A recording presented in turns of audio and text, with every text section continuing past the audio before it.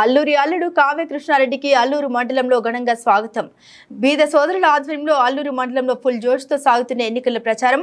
NDA కూటమి అభ్యర్థి కావ్య కృష్ణారెడ్డికి ఘన స్వాగతం పలుకుతున్న అల్లూరు మండలం ఇందుపూరు ప్రజలు, మహిళలు హారతులు పట్టి స్వాగతం పలికారు. పూలవర్షం కురిపిస్తూ తెలుగు తమ్ముళ్లు సందడి చేశారు. ప్రతి ఒక్కరిని ఆత్మీయంగా పలకరిస్తూ, కరపత్రాలు పంచుతూ, సమస్యలు తెలుసుకుంటూ ప్రచారం నిర్వహిస్తూ ఓట్లు అభ్యర్థిస్తున్న కావ్య కృష్ణారెడ్డి భారీగా వేడి చేసిన ప్రజలతో ఇందుపూరు రోడ్లు కిక్కిరిశాయి.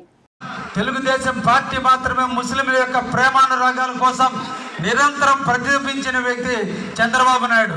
ముస్లిమ్స్ కోసం రంజాన్ తోఫా కావచ్చు, హజ్ యాత్రికులు డబ్బుల అరేంజ్మెంట్ కావచ్చు, వక్ఫ్ బోర్డు ఆస్తులు రక్షించడం కావచ్చు, విదేశీ విద్యకు ఆర్థిక సహాయం కావచ్చు, అదేవిధంగా దుల్ఖాన్ కింద పెళ్లికి 50,000 రూపాయలు ఆర్థిక సహాయం చేయడం కావచ్చు.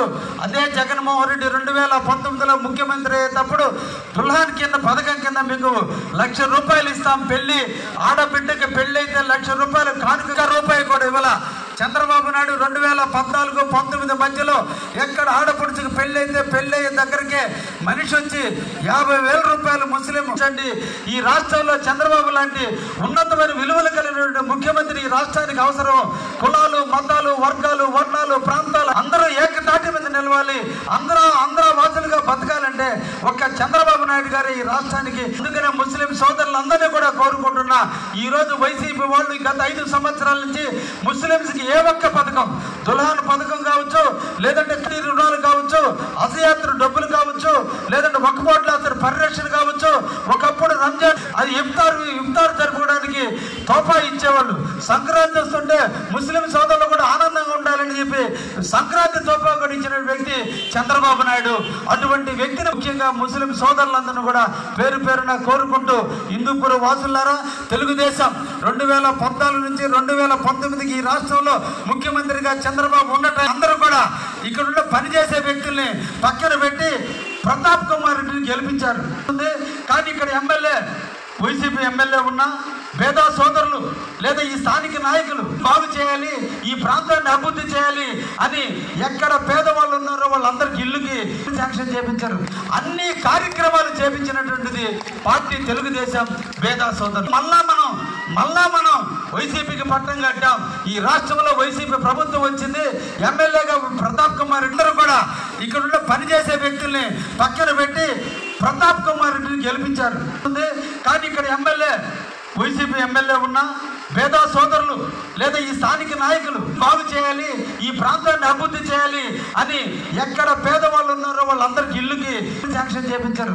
అన్ని కార్యక్రమాలు చేపించినటువంటిది పార్టీ తెలుగుదేశం పేద సోదరులు. మళ్ళా మనం వైసీపీకి పట్టం కట్టాం. ఈ రాష్ట్రంలో వైసీపీ ప్రభుత్వం వచ్చింది.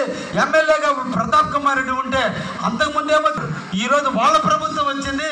వాళ్ళ మంత్రి ముఖ్యమంత్రిగా ఉంటే ఈ 5 సంవత్సరాల నుంచి ఇంతని ఒక్క డ్రైనేజీని కానీ నిజంగా ఏర్పాటు చేసుంటే దయించి మళ్ళా మీరు అతనికే ఓటేయండి.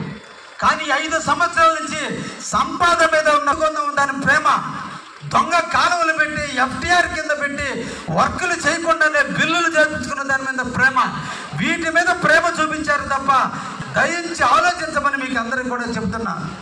ఎవరో వచ్చారు, మిత్రులు వచ్చారు, తాయిలాలు ఇచ్చారు, గిఫ్ట్లు ఇచ్చారు, ఎలక్షన్ రోజు ఓటేయమని ఓటేస్తే మన జీవితం మళ్ళగా కావాల్సింది మనం ఆనందంగా ఉండాలి, మన ప్రాంతం ఆనందంగా ఉండాలి, మన ప్రాంతం అభివృద్ధి పరచడానికి చేస్తే మీ దగ్గరకు వచ్చే నాయకులు ఆర్థికంగా పెరిగిపోతున్నారే తప్ప మీరు రోజు రోజుకి పెరిగిపోతున్నాయి.